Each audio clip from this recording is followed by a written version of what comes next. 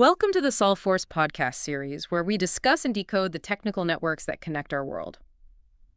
Hi, we're Alex and Taylor. For today's deep dive, we are getting into something that fundamentally changes how modern businesses operate. Yeah, absolutely. We're talking about the network edge today. Right. And whether you're, an IT novice just trying to wrap your head around modern connectivity, or a curious learner, or even a C-suite executive who's trying to optimize your enterprise's digital infrastructure, today is really your masterclass on the network edge. It really is a massive paradigm shift because, well, to understand where we are today, you have to look at how we used to build things. Oh, for sure. The old medieval castle model. Exactly. For decades, corporate networks were literally built like medieval castles. You had this heavily guarded perimeter. Right, the data center. Right. The corporate data center was the castle. And inside those thick stone walls sat all your proprietary data, your applications, your entire security apparatus. Everything was centralized. So you have the drawbridge, the moat, the armed guards. If you were inside the castle, you were perfectly safe. Yep. But of course, companies have a remote branch offices, like say you have a retail store in Ohio or a regional hub in London. To connect them to that central castle, you had to build these incredibly safe, private, but very expensive underground tunnels. And those tunnels were built on MPLS, right? Yeah. Multi-protocol label switching. Yeah, MPLS, which for a long time was just the absolute gold standard for corporate networking. I mean, it operated on this strict hub-and-spoke model. Super reliable, but totally rigid. Exactly. Very rigid. But if you look at a modern enterprise today, that whole medieval castle concept, it's completely dissolved. I mean, the stone walls are just gone. Right, because your critical applications aren't sitting in a physical server rack in the basement anymore. They're in the cloud. We're talking Office 365, Salesforce, AWS. And your workforce is everywhere now, too. They're at coffee shops, home offices, sitting in airport terminals. So the big question for you, the listener, is really this. How do you route and secure traffic when the perimeter is literally everywhere? I mean, the castle walls have fallen down, but the bandits are still roaming the countryside, right? Right. And that fundamental shift is exactly what gave birth to the twin saviors of modern networking. Which are SD-WAN and SASE. Yep. SD-WAN, which is software-defined wide area network, and SaaS, Secure Access Service Edge. So today, we're taking you on this intellectual journey from those archaic, rigid pipes of the past all the way to the intelligent, cloud-native, zero-trust fabrics of the future. We're going to decode the actual physics and the math of how your data gets from your laptop to the cloud. And securely in just milliseconds. Exactly. So let's start by dismantling that historical baseline you mentioned, the sort of legacy one trap. You talked about MPLS being the old standard. Right. So to give some context, before the cloud revolution really took off, MPLS was fantastic for what it was engineered to do. If you were a C-suite executive and you bought an MPLS circuit from a major telecom carrier, it came with these incredibly strict service-level agreements, SLAs. Meaning they mathematically guaranteed performance, right? Yes. Exceptionally low levels of latency, jitter, and packet loss. It was guaranteed by contract. Which is obviously critical if you're running, say, a sensitive voice over IP phone system or doing high-frequency financial database transactions. You need to know that data isn't just going to vanish into the ether. Precisely. But as the industry evolved, MPLS started showing these massive operational catches. First of all, the economics just became totally unsustainable. Oh, the cost per megabit is wild. It really is. It was often an order of magnitude higher than just standard consumer-grade business broadband. You were paying a huge premium for that dedicated tunnel. And it was slow to set up, right? Agonizingly slow. If a business wanted to open a new retail branch, it could literally take 3 to 6 months for the telecom provider to get permits, dig up the street, trench the fiber optic cables, and actually turn up the circuit. Okay, let's unpack this for a second, because while the cost and the delays are obviously bad, they don't totally explain why the architecture itself failed. And this brings up one of my absolute favorite network concepts, the trombone effect. Oh, the hairpin. Right. So say you have an employee sitting in a branch office in Chicago. They open their laptop and they just want to access a basic cloud application like Microsoft Office 365. In a legacy MPLS network, their internet traffic doesn't just go straight out to the internet, does it? No, it physically cannot do that. Yeah. Because in that old medieval castle model, all the security infrastructure, the firewalls, the web gateways, all of it lives centrally at the corporate data center. So let's say the data center is down in Atlanta. Right. So the employee in Chicago clicks a link. That web request travels down the expensive private MPLS spoke all the way down to the central hub in Atlanta. just to get inspected by the massive physical firewall. Exactly. The firewall looks at it and then finally sends it out to the public internet to reach Microsoft. Microsoft replies, the data comes back to Atlanta, gets inspected a second time, and then gets hauled all the way back up that MPLS pipe to Chicago. It's hairpinned. Like if you draw it on a map, it literally traces the shape of a slide trombone. It does. It's ridiculous when you think about it. It's basically like wanting to fly from Chicago to Indianapolis, which are practically right next door to each other. But the airline forces you to fly all the way down to a massive security checkpoint in Atlanta first. Undergo your screening, and then fly all the way back up to Indianapolis. Right. It's just a massive waste of time and fuel. You're adding hundreds of milliseconds of latency to a simple web request that should have taken like 10 milliseconds. The user gets frustrated because the application feels sluggish. And from a C-suite perspective, you are paying top dollar for premium MPLS bandwidth just to haul regular public internet traffic back and forth across the entire country. So the obvious question is, why on earth did businesses put up with this for so long? Right. Why not just put a firewall in Chicago? Because of the hard operational reality at the time. Security was inextricably tied to centralized physical hardware.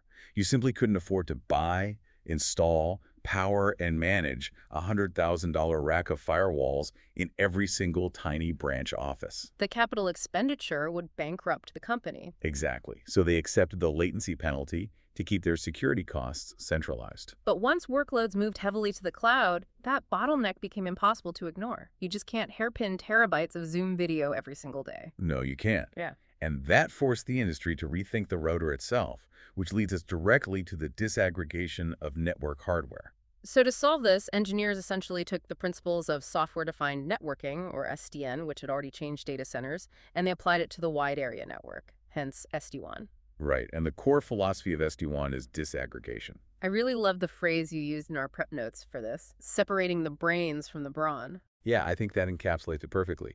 In legacy networks, every single physical router in every single branch office was this autonomous island. It had its own brain, which we call the control plane.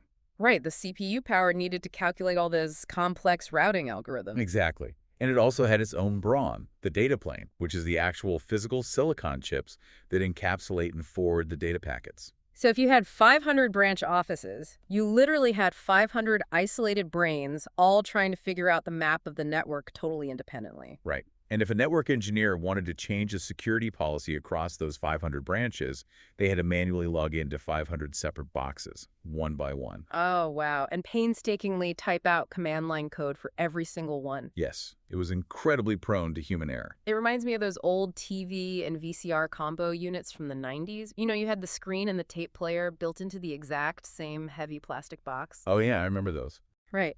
And if the VCR part breaks, you can't just replace the tape player. You have to throw away the whole heavy unit. It's totally rigid. SD-WAN basically breaks that box apart. It's a great analogy. It's more like having a modern smart TV connected to a cloud streaming service. Exactly. The physical screen in your living room is just the brawn. It just blindly displays whatever the cloud tells it to. The intelligence, the algorithm, the brain, that all lives securely in the cloud. That is a highly effective way to visualize it. And structurally, SD-WAN fundamentally breaks the network architecture into 4 distinct planes. So let's walk through the mechanics of those. Okay, let's do it. First up is the management plane. Think of this as the single pane of glass. It's a centralized graphical dashboard where administrators design the global network. And crucially, they use something called declarative configuration. Declarative, meaning you just declare what you want to happen rather than actually coding out the steps of how to do it. Exactly that. Instead of typing error-prone command line interface code, or CLI, an engineer creates an abstract template. So they might just declare, I want all retail stores in North America to have this specific guest Wi-Fi security policy. They hit deploy on the dashboard, and the management plane software just automatically translates that human intent into the machine code. Yes, and pushes it out globally in seconds. Which eliminates so much human error. But I have a logistical question here. If the brains are in the cloud, how do those physical dumb devices out at the branch offices actually get onto the network securely in the first place? And that brings us to the second plane, the orchestration plane. This acts as the ultimate gatekeeper. When you ship a raw, completely unconfigured SD-WAN router to a remote branch and plug it in, it initiates a process called zero-touch provisioning, or ZTP. ZTP, which honestly sounds wild to anyone who has ever spent 3 hours trying to configure a home Wi-Fi router. Are you saying you don't need a highly paid network engineer on site to set it up? You really don't. A store manager with zero IT experience can literally take the box out of the shipping foam, plug it into the power outlet, and connect an internet cable. The router just powers on, finds an internet connection, and immediately calls home to the orchestrator in the cloud. That is the reality of ZDP, yeah. But you've touched on a critical security vulnerability there without realizing it. Oh. How so? Well, how does the orchestrator know this is a legitimate corporate device and not just some rogue router a hacker bought on eBay and plugged into a hotel Wi-Fi to infiltrate your company? Oh, right. If it's zero touch, how do you verify identity without a human typing in a secure password? This is where we rely on hardware roots of trust. These edge devices are manufactured with a SUDI chip inside them. SUDI, what does that stand for? Secure Unique Device Identifier.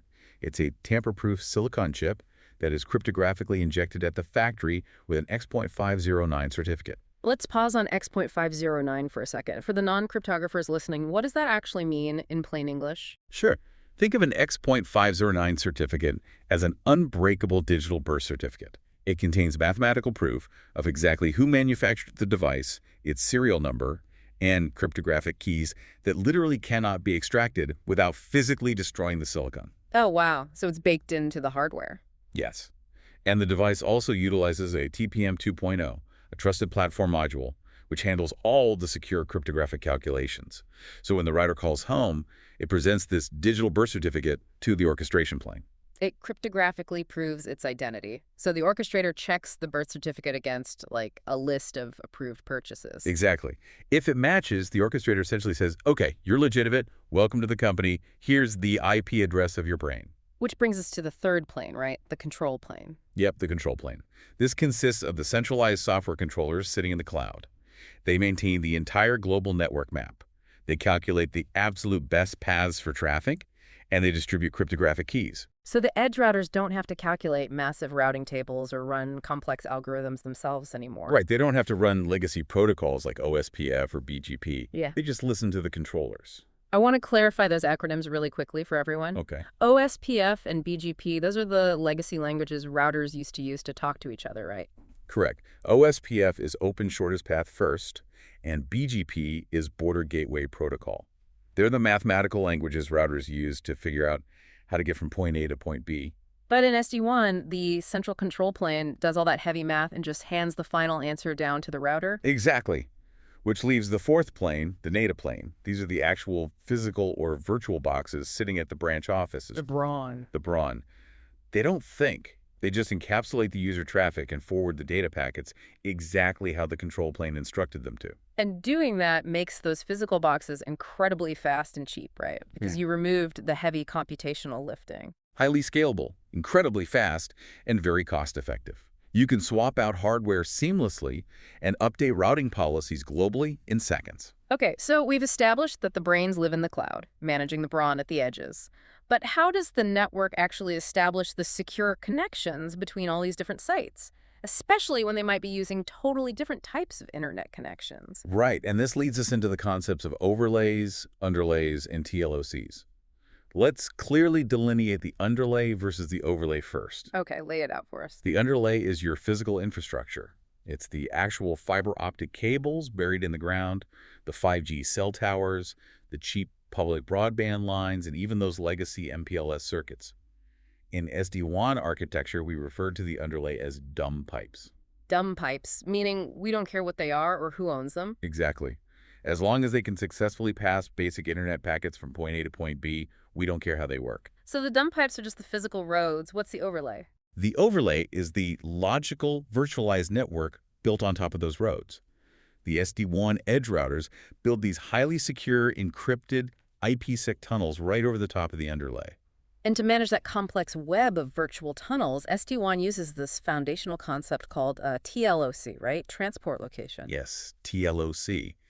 It sounds like dense engineering jargon, but the way it functions is actually really elegant.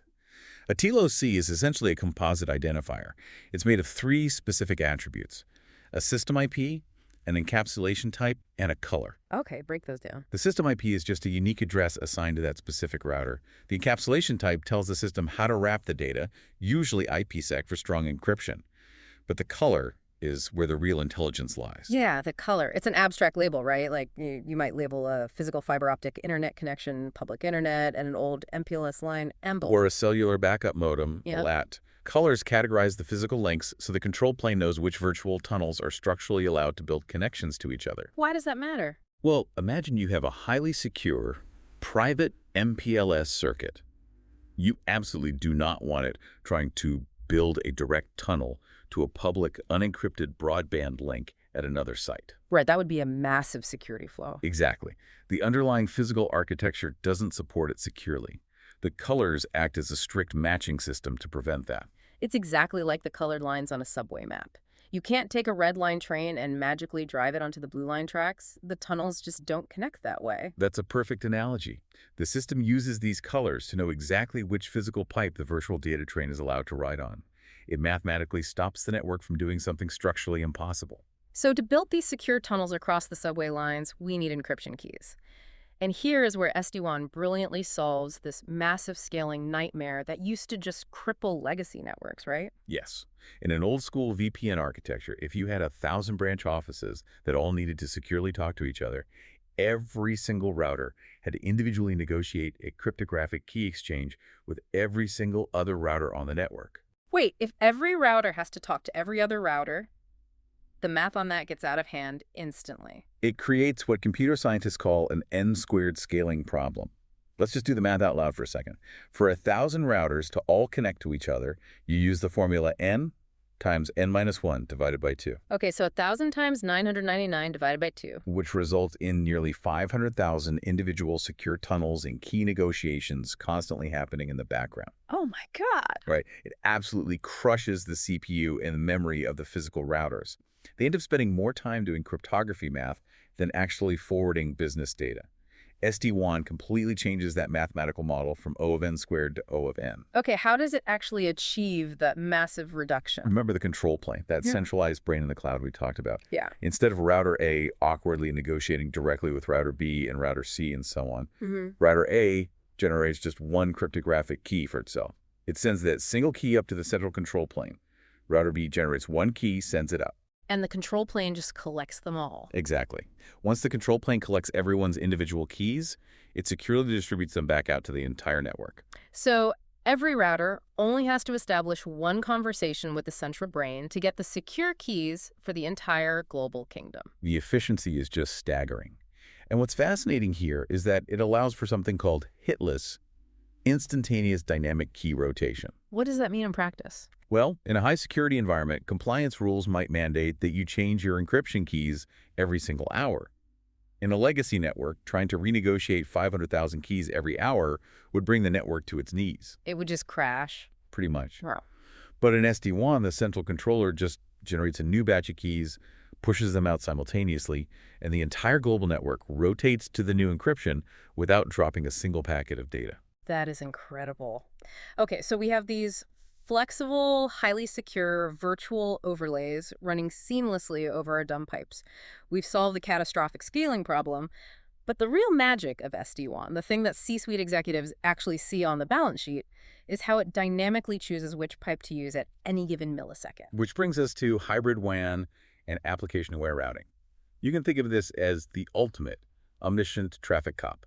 A hybrid WAN is when a business leverages a mix of different internet connections at the exact same physical branch, right? Like, they keep their expensive MPLS line, but they also plug in a cheap, high-bandwidth business broadband line. And maybe slap a 5G cellular antenna on the roof as a backup, yeah. Historically, in a legacy setup, that broadband line and that 5G connection would just sit there totally idle. Just waiting for the main line to fail. Exactly. They were configured in an active-passive mode, literally just waiting for the primary MPLS line to completely die before they took over. You were paying monthly bills for bandwidth you weren't even actively using. Which is crazy. So SD-WAN changes that to active-active. It uses all the links simultaneously. It does. But to route traffic intelligently across different qualities of links, the edge routers have to constantly measure the health of the underlay. They do this using a protocol called BFD, or bidirectional forwarding detection. I was reading about these BFD probes. They are incredibly fast, aren't they? Milliseconds. The SD-WAN routers inject these microscopic heartbeat packets into the encrypted tunnels every 100 milliseconds, and they're constantly measuring three specific metrics: latency, which is the sheer delay of the signal; jitter; and packet loss, which is when data simply doesn't arrive. Okay, latency and loss make intuitive sense to most people, but let's clarify jitter for a moment. What exactly is jitter in this networking context? Jitter is the variation in latency. So imagine you are streaming a live voice call. If every packet takes exactly 50 milliseconds to arrive, the audio is smooth. Because it's consistent. Right. But if packet 1 takes 20 milliseconds, packet 2 takes 100 milliseconds, and packet 3 takes 10 milliseconds, they arrive completely out of order. Oh, I see. The receiving device has to hold them in a buffer and try to reassemble them in real time. If the jitter is too high, the buffer overflows, and the audio sounds like a skipping robot. Got it. So the router is pinging these links 10 times a second, tracking latency, jitter, and loss. It has a real-time, millisecond by millisecond understanding of exactly how healthy every single path is.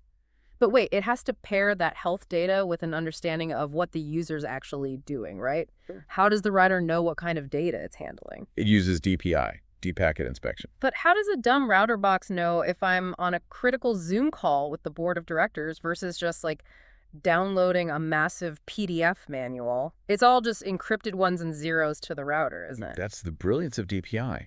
When a user initiates a session, the router doesn't just look at the basic destination IP address on the envelope. It actually inspects the payload signature of the very first packet to identify the specific application. So it has a database of signatures. A massive, dynamically updated database. So it looks at the packet and says, based on this header signature, this is definitively Microsoft Teams audio. Or, this is a massive Oracle database backup. And this is where application-aware routing comes into play. The router basically acts as a negotiator. Exactly. It says, okay, this is a voice call. Voice traffic needs less than 150 milliseconds of latency and less than 1% packet loss, otherwise it becomes unintelligible.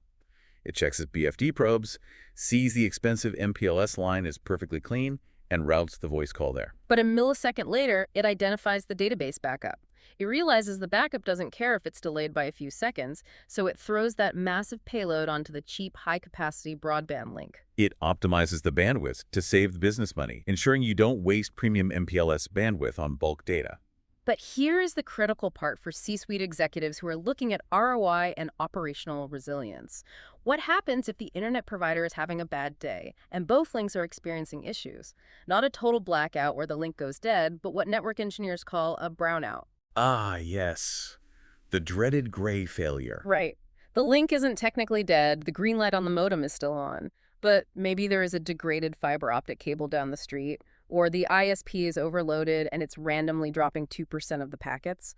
A legacy network wouldn't fail over because the link hasn't officially triggered a downstate, but the users in the office are screaming because their applications keep freezing. Gray failures are the bane of network administrators, but SD-WAN handles them using sophisticated path remediation techniques. The two primary mechanisms are forward error correction, or FEC, and packet duplication. Let's break down the mechanics of those, starting with FEC. How does it fix a gray failure? FEC is a purely mathematical approach to packet loss. If the network detects that a link is drawing packets, the transmitting router starts inserting redundant mathematical parity packets into the data stream. Parity packets? Yeah, imagine sending the numbers 3 and 4. You add a parity packet that says 7. If the packet containing the 4 gets lost in transit, the receiving router gets the 3 and the 7. It mathematically deduces that the missing packet must be a 4, and it rebuilds the lost data on the fly.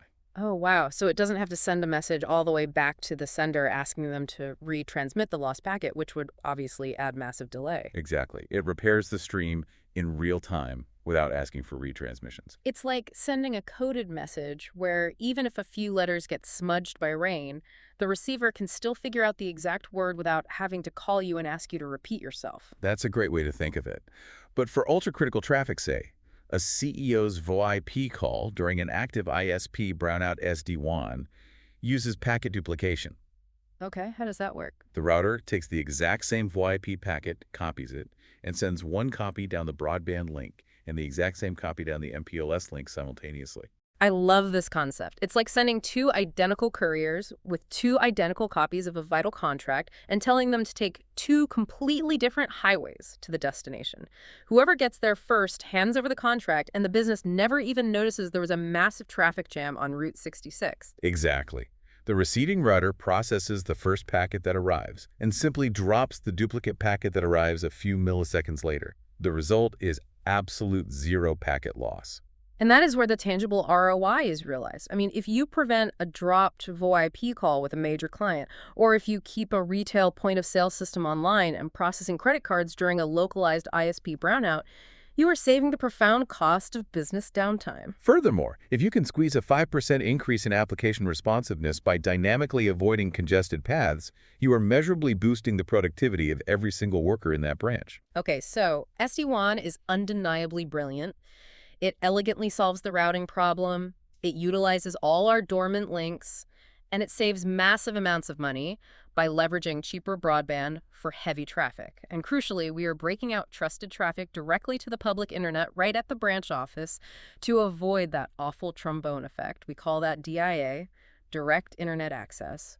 But wait. I suspect I know where you're going with this. If we are routing traffic directly from the branch office to the public internet to save time, haven't we just completely bypassed the massive corporate firewall back at the Atlanta data center? Yes, you have. We've solved the speed issue, but we've basically left the front door of the branch office wide open to the internet. You've identified the fundamental flaw of early SD-WAN deployments. That is the DIA dilemma. You've solved the network performance problem, but you've opened a massive gaping security hole. Because the traffic never goes to the central firewall anymore. Exactly. And as we established, you can't afford to put a $100,000 firewall stack in every retail store. So by enabling direct internet access, you have exposed the branch directly to the wild, hostile public internet. So how do we actually secure this architecture without ruining the speed we just spent all this time engineering? Enter SASE, Secure Access Service Edge. Okay, SASE, let's get into it. This is an architectural framework originally coined by Gartner. It represents the ultimate convergence of two different disciplines. First, Network as a Service, which is the SD-WAN we've been discussing, and second, Security as a Service, or SASE. So instead of bringing the data traffic all the way back to the physical security appliance in Atlanta, SASE brings the security appliance to the traffic. Effectively, yes. It brings the security appliance to the cloud. SASE takes all those physical firewall boxes, web gateways, and intrusion prevention systems that used to sit in a rack in the data center, virtualizes them into software, and distributes them across a globally elastic cloud fabric at the absolute edge of the network. Hold on, there's a deep irony here.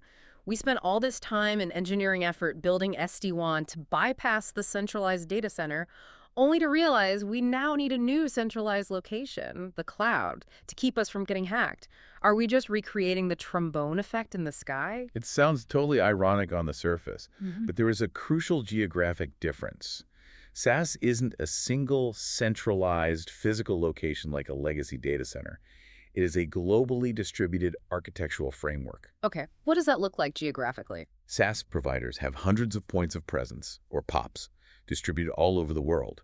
And critically, these POPs sit right next to the major internet exchange points, the major on-ramps to the internet backbone. So instead of routing a web request from Chicago all the way down to Atlanta to be inspected, you route from your Chicago office to a SaaS cloud POP that is physically located just a few miles away in downtown Chicago. Right on the edge of the Microsoft or Amazon network, you get the benefit of enterprise-grade security inspection without the massive geographic latency penalty. It finally resolves that age-old friction between network engineers who just want low latency and security engineers who want to stop and deeply inspect every single packet for malware. Exactly. It's a compromise that actually works. Okay, so to understand how this doesn't just recreate the old latency bottlenecks inside the cloud itself, we really need to look under the hood of these SaaS security engines.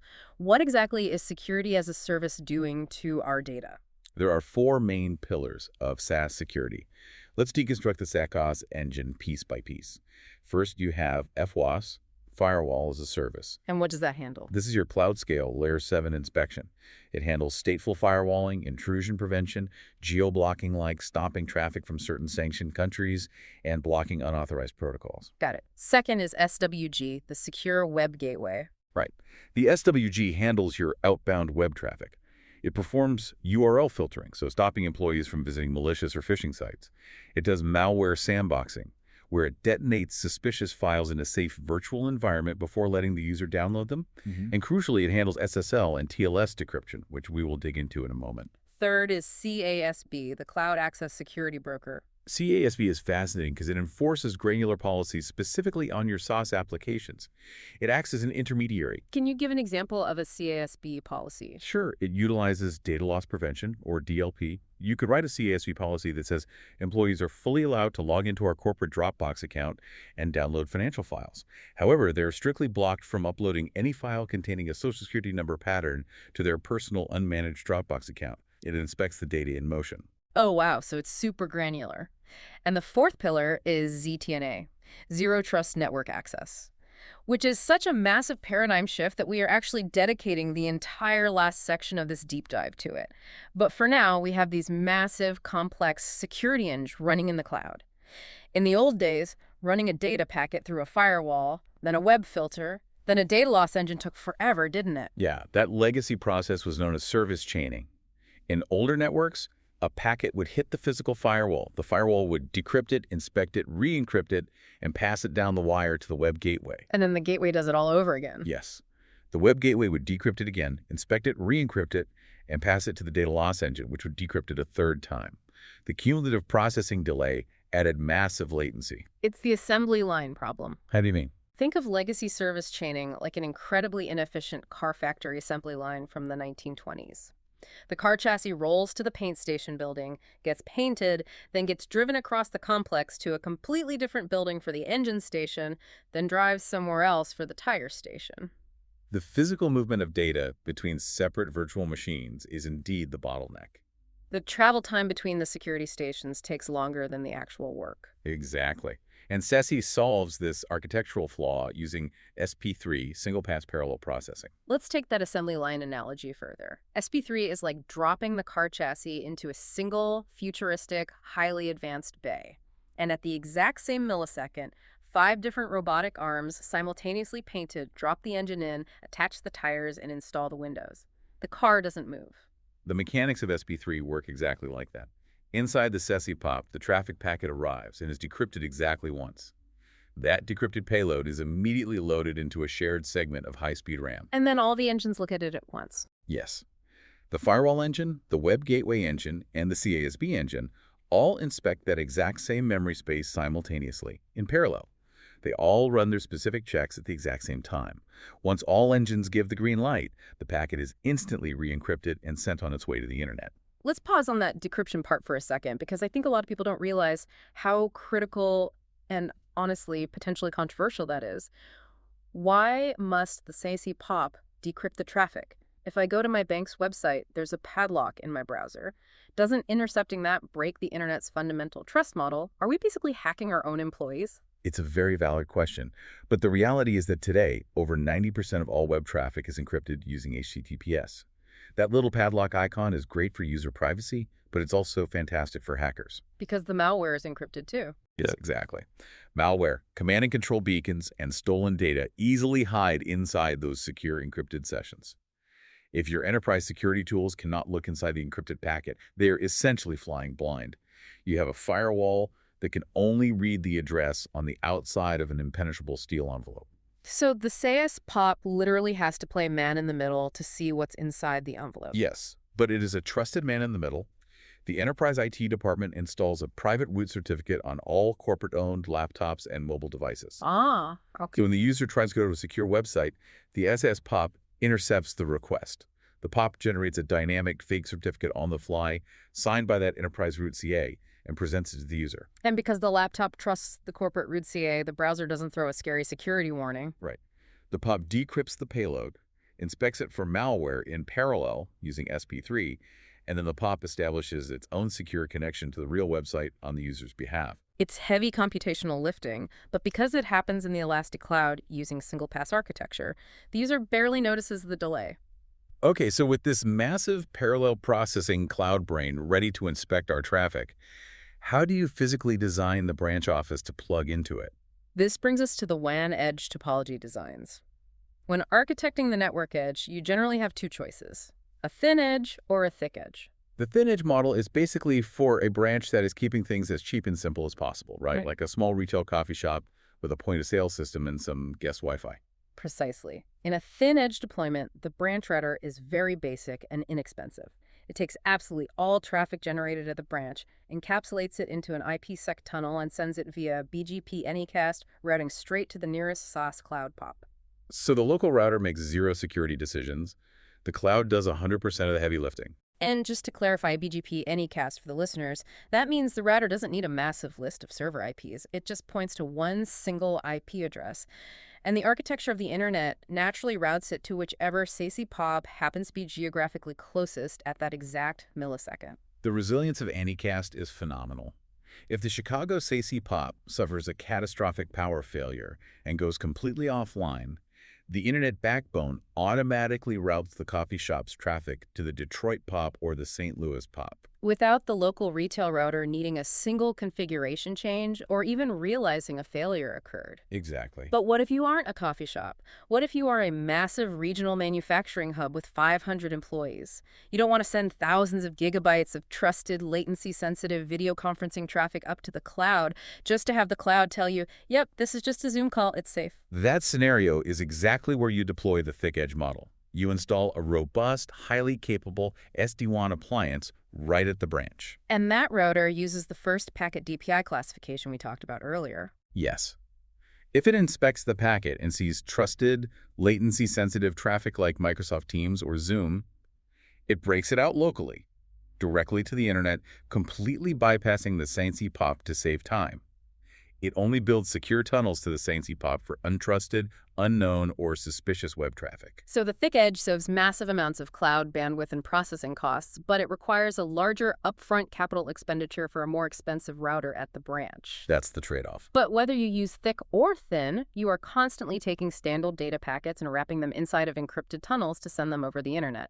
And this leads to a phenomenon the source text refers to as the silent killer of network performance. Ah, yes, the MTU dilemma, maximum transmission unit. Okay, let's unpack this physics problem because it fascinates me how physical limitations can just break virtual architecture. Well, consider the physics of it.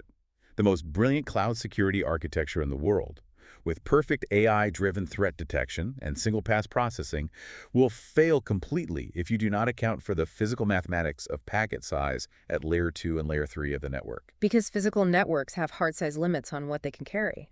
Exactly. A standard Ethernet frame, which is the basic container for data on a local area network, holds a maximum payload of 1,500 bytes. Your laptop, your local servers, your smart TVs, they all naturally construct data packets, assuming they have exactly 1,500 bytes of space to work with. But SD-WAN has to secure that packet before it sends it over the wild internet.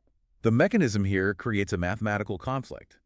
SD-WAN takes that standard 1,500 byte packet and wraps it in an IPsec security header for encryption, and maybe it adds a GRE or VXLAN header to manage the overlay routing across those TLOCs we discussed. And every header adds bytes. Yes. Suddenly, that packet is no longer 1,500 bytes. It is ballooned to 1,560 or 1,580 bytes. And here is the physical bottleneck. When that oversized encrypted packet leaves the branch office and hits a standard, dumb internet service provider's router out on the public web, the ISP router looks at it and says, my physical hardware interface is hard-coded to only handle 1,500 bytes. So the ISP router is forced to perform fragmentation. It literally chops the oversized packet into two smaller pieces to make it fit. Which is terrible for performance. Fragmentation is a nightmare for network performance. It taxes the CPU of the ISP router, it causes micro delays, and the receiving SD-WAN router has to hold the first piece in memory while it waits for the second piece to arrive before it can mathematically reassemble the original packet. But wait, it gets much worse than just a slight delay, doesn't it? Because modern applications try to prevent fragmentation. They do, and it creates a catastrophic failure state. Most modern applications set a specific flag in the IP packet header called the Don't Fragment bit, or DF bit. Which is exactly what it sounds like. Yes. It is an instruction telling every router on the path, do not chop me up. If I don't fit, do not fragment me. Okay, let me make sure I follow the logic here. The oversized 1580 byte packet hits the standard ISP router. The router sees it's too big to fit through the 1500 byte interface. It wants to fragment it, but it sees the don't fragment bit set by the application. So what does the router do? It obeys the command. It refuses to fragment the packet, but since the packet doesn't fit, the router simply drops the packet into the void. It destroys it. Oh, wow. Now, the router is supposed to send an ICMP error message back to the sender saying, "Packet too big, please send smaller packets." But here is the catch: many enterprise firewalls block ICMP error messages because hackers use them for network reconnaissance. So the error message never reaches the sender. Never reaches them. The result is what engineers call a black hole. The sending laptop keeps transmitting data, the ISP router keeps silently dropping it into the void because it's too big, and the application on the user's screen just hangs, spinning endlessly until it times out. It's infuriating to troubleshoot if you don't know what you're looking for. This is such a great visual. I like to compare the MTU limit to shipping containers on a highway. Imagine you have a cardboard box that perfectly fits the maximum clearance height of a standard flatbed truck.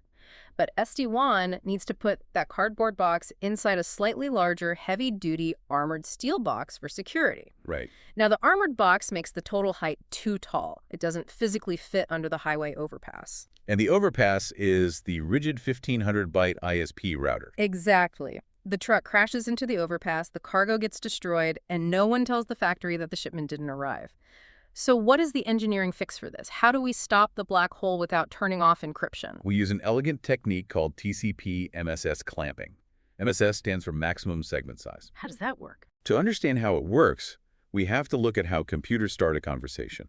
When a client wants to talk to a server, they perform a TCP three-way handshake. The client sends a SYN packet, the server replies with SYN ACK, and the client acknowledges with an ACK. During this handshake, they negotiate the SS, the maximum amount of data they will put in a single packet. So they are agreeing on the size of the cardboard boxes before they start packing the trucks. Precisely. Now here is the trick. The SD-WAN router aggressively intercepts that initial handshake as it passes through. It physically alters the packet header in transit, artificially lowering the agreed-upon TCP window size. So it secretly tells the client, hey, don't send the standard 1,500 bytes. I can only handle 1,360 bytes. Yes. Going back to your highway analogy, MSS clamping is like the shipping logistics manager calling the factory before production starts and saying, hey, pack everything in smaller cardboard boxes from the start, leave some empty space on the truck so that when we put them in the thick armored security boxes, the total height still easily clears the overpass. Because the end devices naturally send smaller packets from the very beginning, there is mathematically room left over to add the IPsec security headers. Exactly. The packet stays under 1,500 bytes, and fragmentation is completely avoided. It's a virtual patch for a physical network physics problem. Absolutely brilliant. Okay, let's take a breath and review where we are.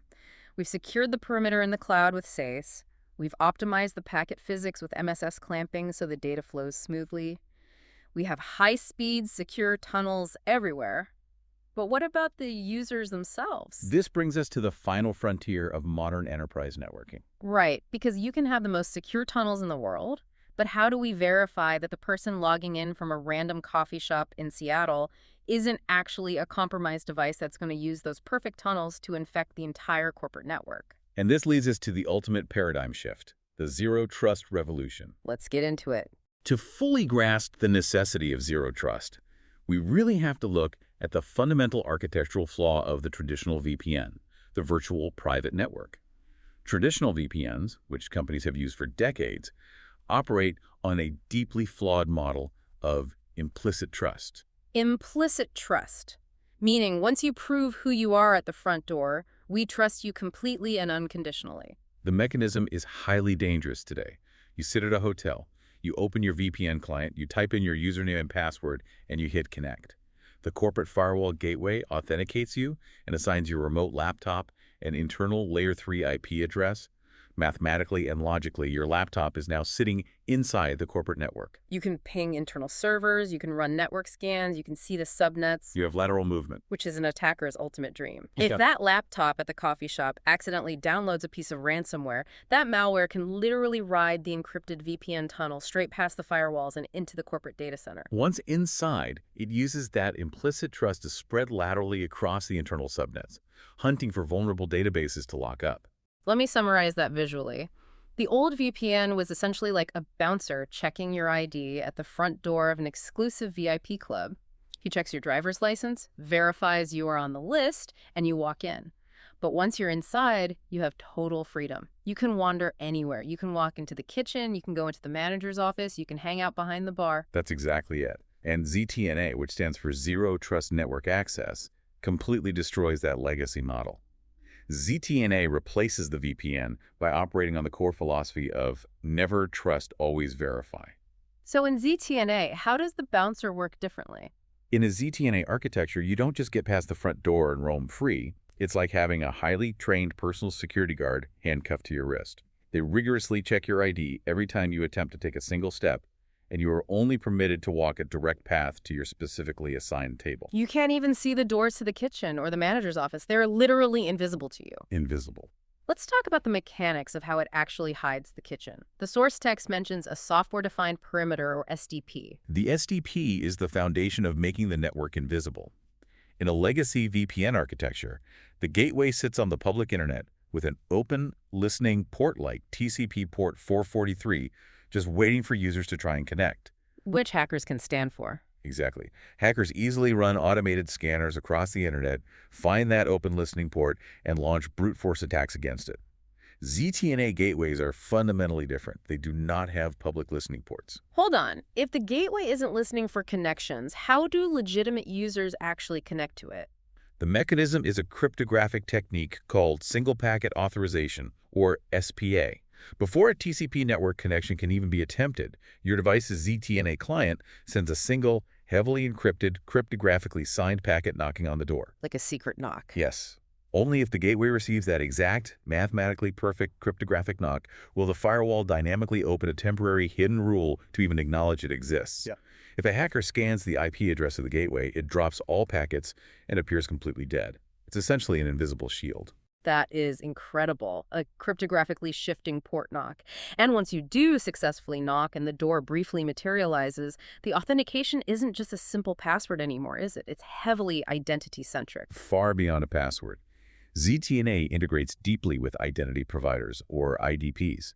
These are platforms like Azure AD, Okta, or Ping Identity that communicate using federation protocols. I'm looking at my notes and seeing these acronyms, SAML and OIDC. For the listener who isn't writing authentication code, what are those actually doing in plain English? Think of SAML, Security Assertion Markup Language, and OIDC, OpenID Connect, as digital passports. Instead of every single application having its own password database that can be hacked, the IDP acts as the secure passport agency. It verifies who you are once and issues you a secure digital passport. You show that passport to the ZTNA gateway. But the gateway doesn't just check your name, right? It checks your corporate user role. And critically, it performs a continuous device posture check. Yes. What exactly does a posture check look for on my laptop? It continuously queries the endpoint operating system. It asks, is the mandated corporate antivirus actively running and updated? Is the Windows or Mac OS operating system patched to the latest security version? Is the physical hard drive fully encrypted? And if any of those fail? If the answer to any of those questions is no, the gateway denies access, even if you have the correct password. It also evaluates geographic context. Ah, preventing impossible travel.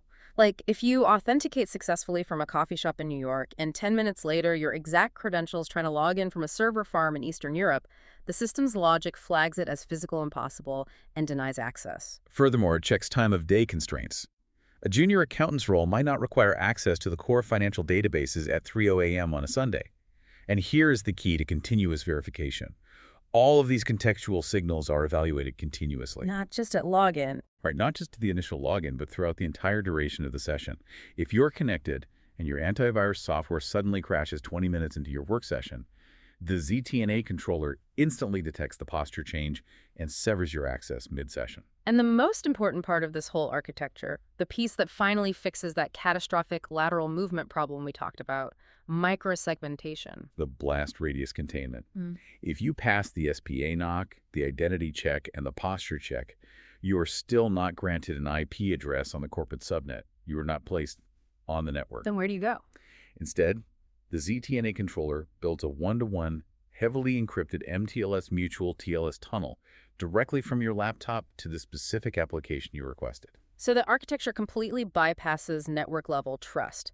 You aren't on the network. You are just connected to an isolated proxy that feeds you the interface for that one specific app, like a secure straw. Exactly. This solves the compromised branch problem perfectly.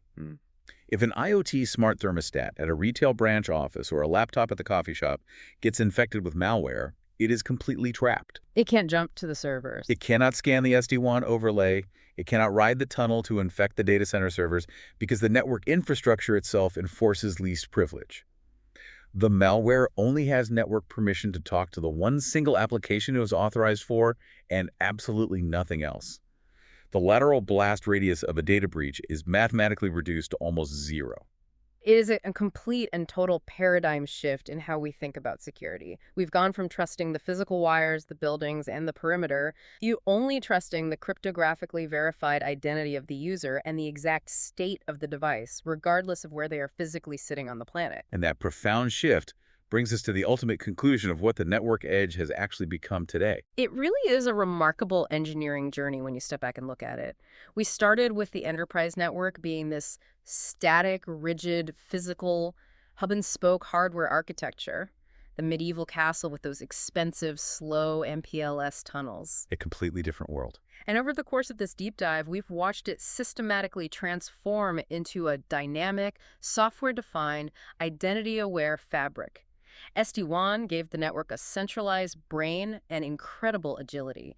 It disaggregated the hardware, solved the n-squared scaling problem, and optimized the physical packet physics with things like MSS clamping and FEC. And SASE gave it an invisible, ubiquitous, globally distributed shield in the cloud, utilizing single-pass processing to turn zero trust from a marketing buzzword into a mathematical structural reality. It is a phenomenal leap in computer science and telecommunications engineering, but looking closely at the source material provided, there is a speculative concept toward the very end that I think is deeply profound, and it's worth leaving our listeners to mull over as we look to the future. You know, I love a glimpse into the future. Let's hear it. Well, we spent a lot of time talking about how SD-WAN uses BFD probes to detect brownouts and automatically reroutes traffic in milliseconds. That automation is impressive, but it's still fundamentally based on static rules and parameters manually written by human network engineers.